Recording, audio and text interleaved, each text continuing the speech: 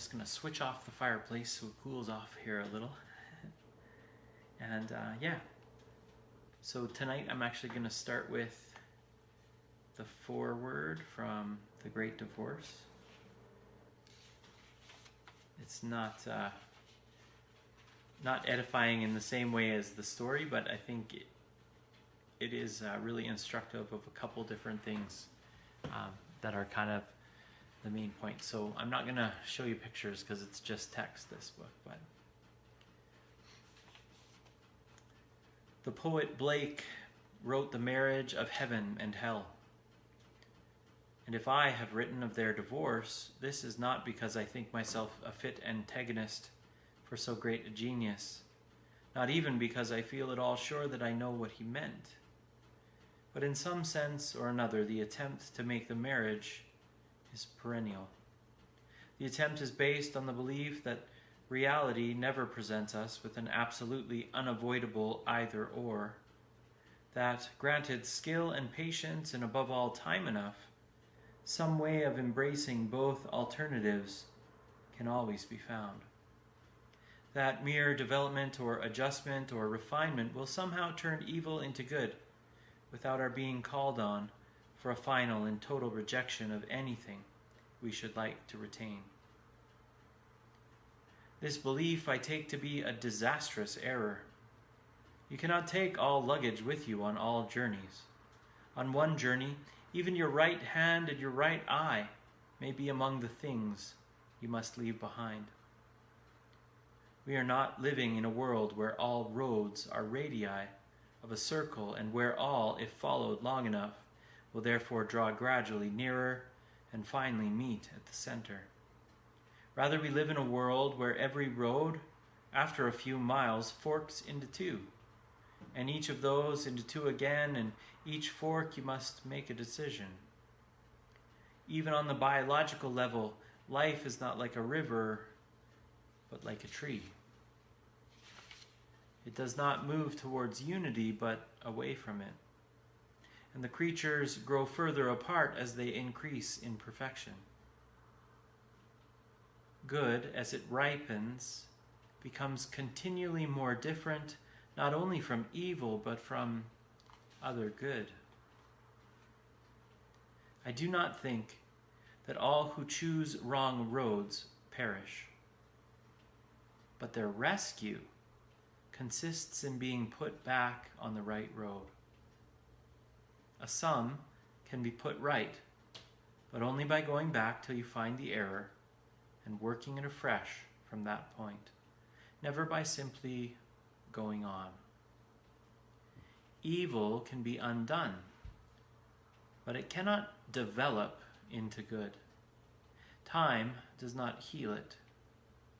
The spell must be unwound, bit by bit, with backward mutters of disservering power, or else not. It is still either or. If we insist on keeping hell, or even earth, we shall not see heaven. And if we accept heaven, we shall not be able to retain even the smallest and most intimate souvenirs of hell. I believe, to be sure, that any man who reaches heaven will find that what he abandoned, even in plucking out his right eye, has not been lost.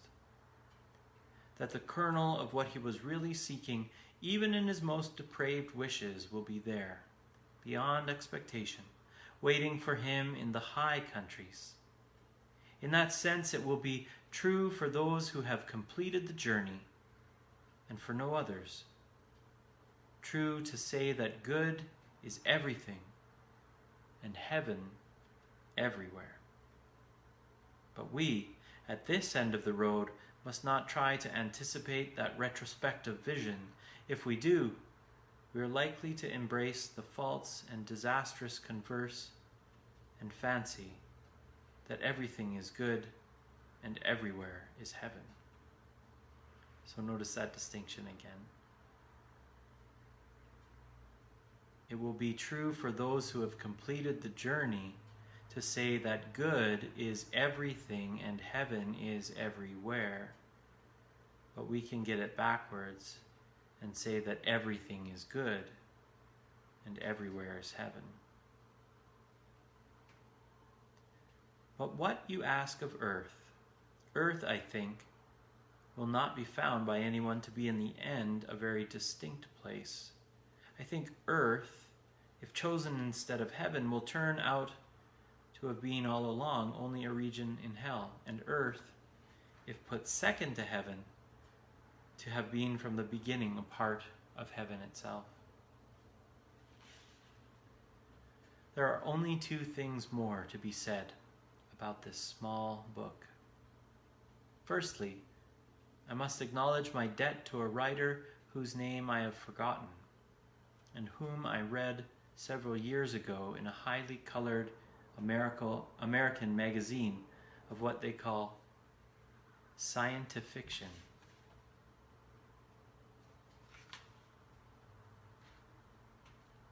So not science fiction, but scientific fiction. So remember, this book is first published in 1946. I'm reading to you from a subsequent edition published in 1997. So in 1946, it was still called scientific fiction, at least for C.S. Lewis. So this writer had written about the unbendable and unbreakable quality of things in the past. And this unbendable and unbreakable quality of my heaven, Lewis writes, of my heavenly matter was suggested to me by him. Though he used the fancy for a different and most ingenious purpose, his hero traveled into the past and there very properly found raindrops that would pierce him like bullets and sandwiches that no strength could bite, because of course nothing in the past can be altered. I, with less originality, but I hope equal propriety, have transferred this to the eternal.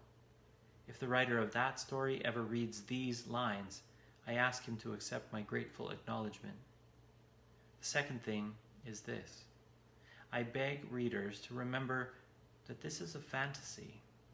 It has, of course, or I intended it to have, a moral, but the transmortal conditions are solely an imaginative supposal.